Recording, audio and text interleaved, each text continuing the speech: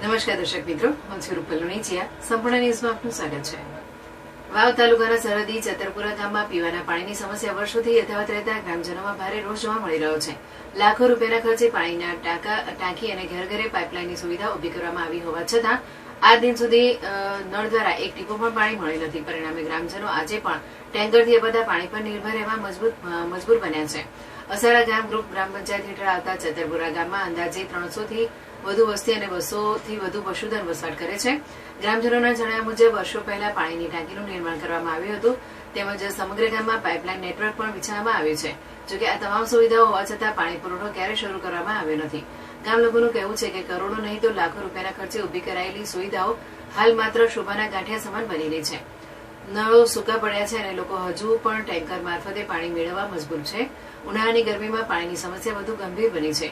ગ્રામજનોએ આક્ષેપ કર્યો છે કે ટેન્કર દ્વારા અપાતું પાણી પણ ખારું હોવાથી પીવા માટે યોગ્ય નથી. અગાઉ ઉચ્ચ અધિકારીઓની મુલાકાત બાદ થોડા સમય માટે મીઠા પાણીનો પુરવઠો મળ્યો હતો, પરંતુ ત્યારબાદ ફરીથી ખારું પાણી આપવામાં આવતું હોવાનું ગ્રામજનોએ જણાવ્યું હતું.